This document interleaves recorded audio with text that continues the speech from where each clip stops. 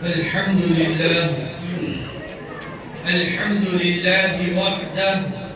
والصلاة والسلام على من لا نبي بعده أما بعد فأعوذ بالله من الشيطان الرجيم بسم الله الرحمن الرحيم إنا نحن نزلنا الذكر وإنا له لحافظون صدق الله العظيم وقال النبي صلى الله عليه وسلم خيركم من تعلم القرآن وعلمه وقال النبي صلى الله عليه وسلم ألا إنها ستكون فتنة أو كما قال عليه الصلاة والسلام. میرے محترم بزرگوں دوستوں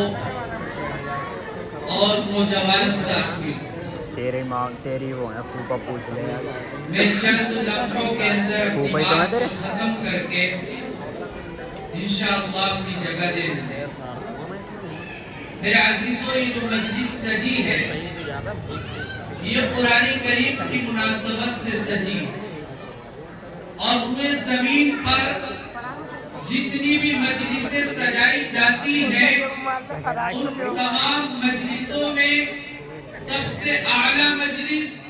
سب سے مقدس مجلس اور اللہ کے نزدیک سب سے زیادہ پیاری مجلس وہ ہے جو اللہ کے کلام کی مناسبت سے سجائی جائے. بہت ہی زیادہ قابل مبارک ہے وہ بچہ جس نے اپنے سینے کے اندر قرآن کریم کو محفوظ کیا ہے، اور بہت ہی زیادہ مبارکبادی کے مستحق ہیں اس کے والدین کہ جنہوں نے مشقتیں اٹھا کر پریشانیوں کو برداشت کر کے اپنے بچوں کو اس لیے بنایا اور اس کام میں لگایا کہ اس نے العالمین کے کلام کو اپنے سینے کے اندر محفوظ کیا ہے. میرے عزیزوں، یہ جو حفظ قرآن کی دولت ہے یہ کوئی عام دولت نہیں ہے، بلکہ سرکار دو عالم جناب رسول اللہ صلی اللہ علیہ وسلم نے فرمایا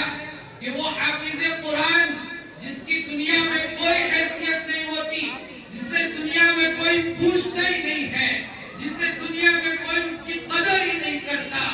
اللہ فرماتا ہے، جناب رسول اللہ کا فرمان ہے کہ یہی وہ حافظ قرآن ہوگا، یہی وہ بچہ ہوگا کل قیامت کے میدان میں جہاں نفسی نفسی کا عالم ہوگا، ہر نبی نفسی نفسی کے عالم میں ہوگا، ہر انسان پریشانی کے عالم میں ڈوبا ہوا ہوگا. اللہ فرمائے گا اس حافظ قرآن سے کہ جس نے آج اپنے سینے کے اندر اللہ کے کلام کو محفوظ کیا ہے، اللہ اس سے فرمائے گا کہ اے حافظ قرآن تو جنت میں نہیں جائے گا اس وقت تک جب تک کہ تو اپنے خاندان میں سے ایسے 10 لوگوں کا انتخاب کر لے جن کے اوپر جہنم واجب ہو چکی ہے، جن کے لیے جہنم میں جانا طے ہو چکا ہے، مہر لگ چکی ہے. تو ان کی سفارش کر، آج تیری سفارش کو قبول کیا جائے گا اور تیری سفارش کی بدولت آج انہیں جنت میں بھیجا جائے گا. میرے عزیزوں، یہ ہے حفظ قرآن اور یہ ہے حافظ قرآن. ایک ڈاکٹر مرتا ہے، اس کی ڈاکٹری ختم ہو جاتی ہے. ایک انجینئر مرتا ہے، اس کی انجینئرنگ ختم ہو جاتی ہے. ایک ماسٹر مرتا ہے، اس کی ماسٹری ٹیچرنگ ختم ہو جاتی ہے. لیکن میرے عزیزوں، پیارے رسول جناب رسول اللہ صلی اللہ علیہ وسلم نے فرمایا کہ جب حافظ قرآن مرتا ہے اور وہ اس دنیا سے جاتا ہے اور میدان محشر میں اللہ اس کو جب بلاتا ہے تو اس کے والدین کو بلا کر کے اس کے سروں پر ایسا تاج رکھتا ہے جو سورج سے بھی زیادہ روشن اور چاند سے بھی زیادہ چمکدار ہوگا. لوگ پوچھیں گے اے اللہ یہ نبی ہے، اللہ فرمائے گا نہیں نہیں یہ نبی نہیں ہے. لوگ پوچھیں گے اے اللہ یہ کون ہے، یہ اولیاء ہے، اللہ فرمائے گا نہیں نہیں یہ اولیاء نہیں ہے،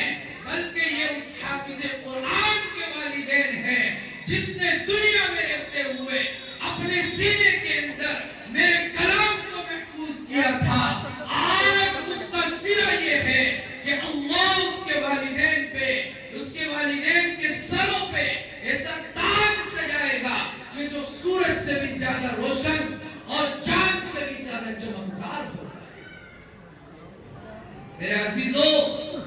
جس حافظ قرآن کو دنیا میں آج کوئی پوچھتا ہی نہیں ہے، جس کی کوئی قدر ہی نہیں ہے، جنت میں جب یہ حافظ قرآن جائے گا، ایک حدیث کے اندر جناب رسول اللہ نے کیا خوب بات ارشاد فرمائی کہ جب یہ حافظ قرآن جنت میں جائے گا تو جنت میں ایک محل ہے جس کے اندر ایک نہر ہے ریان نام کی، اور اس محل کا نام مرجان ہے۔ جب یہ جنت میں جائے گا تو اللہ اس حافظ قرآن کو وہ محل عطا فرمائے گا۔ اس محل کی خصوصیت کیا ہے، اس کے فائدے کیا ہیں، میں آپ کو بتاتا ہوں۔ اس محل کے فائدے یہ ہیں، جو حافظ قرآن کو ملے گا کہ اس کے 70,000 سونا اور چاندی کے دروازے۔ جب یہ جنت میں پہنچے گا اور اس محل کے سامنے اس کی پیشی ہوگی، اس کا ایک دروازہ کھلے گا، اس محل سے 70,000 فرشتے نکلیں گے اور وہ حافظ قرآن کو سلام کریں گے اور اس کو ہدیے پیش کریں گے۔ پھر دوسرا دروازہ کھلے گا، پھر اور 70,000 فرشتے نکلیں گے، وہ اس کو در سلام پیش کریں گے۔ اس کو دروازے وہ کھلتے جائیں گے، فرشتے آتے جائیں گے، اس کو سلام اور ہدیہ پیش کرتے جائیں گے، یہاں تک کہ جب آخری دروازہ کھلے گا تو میرے اور آپ کے پیارے آقا جناب رسول اللہ صلی اللہ علیہ وسلم نے فرمایا کہ جب اس محل کا آخری دروازہ کھلے گا تو اس محل سے 4 ارب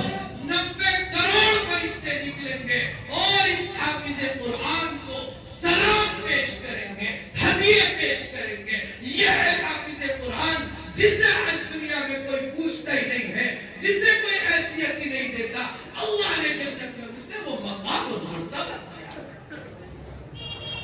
اس لیے کہ اللہ نے فرمایا کہ جو اپنی سینے کے اندر قرآن کو محفوظ کر لیتا ہے وہ میرا دوست ہے، میرا ولی ہے۔ جو اس کے خلاف، جو اس کو پریشان کرے گا، اس سے لڑے گا، اس کے ساتھ میرا اعلان جنگ ہے۔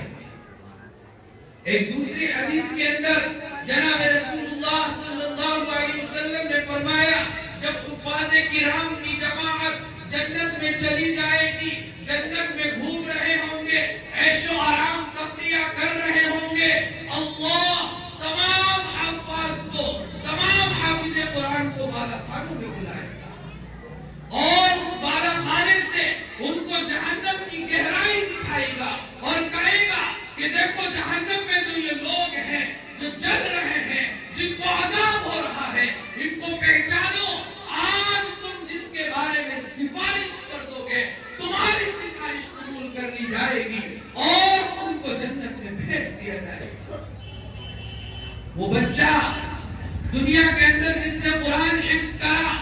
جس کے محلے والوں نے اس کی ضروریات کو پورا کیا، اس کی قدر کی، اس کے خاندان والوں نے اس کی عزت کی ہوگی، اس کی ضروریات کو پورا کیا ہوگا، اس کو قدر و منزلت سے دیکھا ہوگا، کل قیامت کے میدان میں وہ جہنم میں پہچانتا جائے گا اور اللہ سے سفارش کرتا جائے گا۔ اللہ اس حافظ قرآن کی سفارش کی بدولت ایک ایک کر کے جہنم سے نکال کر جنت میں داخل کرتا جائے گا۔ اس لیے میرے عزیزو، اب تم اپنے بچوں کو شوق سے ڈاکٹر بناؤ، انجینئر بناؤ، ہر چیز بناؤ، لیکن سب سے پہلے اپنے بچے کو حفظ قرآن کرو، اس لیے کہ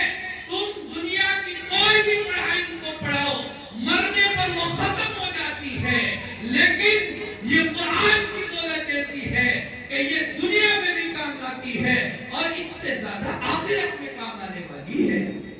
آخرت میں بچوں کے بھی کام آنے والی ہے اور والدین کے بھی کام آنے والی ہے۔ والدین کے لیے نجات کا ذریعہ ہے، مغفرت کا ذریعہ ہے۔ اس لیے میرے عزیزو،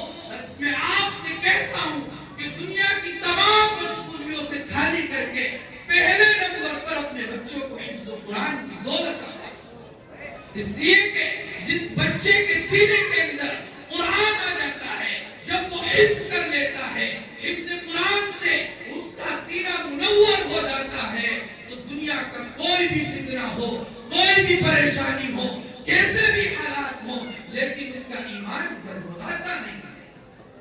آج دیکھ رہے ارتداد کی ہوا پھیلی ہوئی ہے،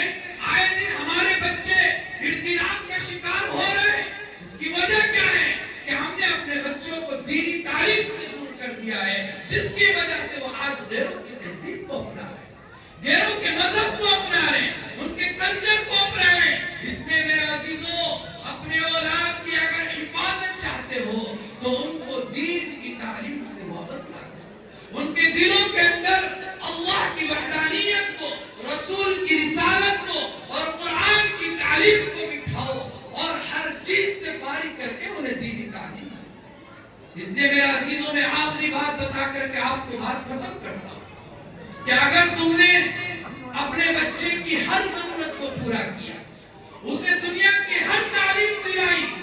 لیکن اگر اسے دین کی تعلیم سے دور رکھا تو کل قیامت کے میدان میں یہی بچہ تمہارے خلاف اللہ کی عدالت میں تمہارے خلاف گواہی دے گا۔ اگر تم نے اپنے بچوں کو دین نہیں سکھایا، ان کو قرآن کی تعلیم نہیں دی، تو کل میدان محشر میں یہی آپ کی اولاد، جس کے لیے آج آپ خون اور پسینہ ایک کر کے کماتے ہیں، ہر طرح کی آسانی کا سامان مہیا کرتے ہیں، میرے عزیزوں، کل قیامت کے میدان میں آپ کی یہ اولاد اللہ کی بارگاہ میں کھڑے ہو کر کے عرض کرے گی، اے اللہ، یہ ہمارا باپ ہے، یہ ہمارا بھائی ہے، اس نے ہمارے لیے نرم نرم گدوں کا تو انتظام کیا، ہمارے لیے اچھے اچھے کھانوں کا تو انتظام کیا، لیکن اگر اس نے انتظام نہیں کیا تو ہمارے لیے دینی تعلیم کا انتظام نہیں کیا۔ یہ اولاد کہے گی، اے اللہ، اگر آج ہم گمراہ ہیں تو ہمارے گمراہی کی وجہ ہمارے والدین ہے، ہمارا بھائی ہے، ہماری ماں ہے۔ بچہ کہے گا ہمارا باپ ہے ہماری گمراہی کی وجہ۔ اس لیے میرے عزیزوں، اللہ کے سامنے اللہ کی پکڑ سے اگر بچنا چاہتے ہو تو پہلے نمبر پر اپنے بچوں کو دین کی تعلیم سے وابستہ کرو، ان کے سینوں کے اندر، ان کے رگ و ریشے کے اندر دین کی تعلیم کو بٹھاؤ، ان کو بتاؤ کہ سب سے بنیادی چیز دین کی تعلیم ہے۔ اگر ہمارے پاس دین کی تعلیم ہے، قرآن کا پڑھنا ہم سے آتا ہے، تو ہمارا زندگی گزارنا کامیاب ہے۔ اور اگر ہم قرآن پڑھنا نہیں جانتے، ہم نے اپنے بچوں کو قرآن پڑھنا نہیں سکھایا، تو چاہے دنیا کی دولتیں ہم نے اکٹھی کر دی ہو، وہ سب بیکار ہیں، بے فائدہ ہیں، ان کا کوئی فائدہ نہیں ہے۔ اس لیے میرے عزیزوں، جناب رسول اللہ نے فرمایا، خیرکم من تعلم القرآن وعلمہ، تم میں بہترین آدمی وہ ہے، کامیاب آدمی وہ ہے، دنیا کا اعلیٰ ترین کامیاب وہ ہے جو قرآن کریم کو سیکھتا ہے اور سکھاتا ہے۔ اللہ رب العزت ہم سب کو عمل کی توفیق عطا فرمائے۔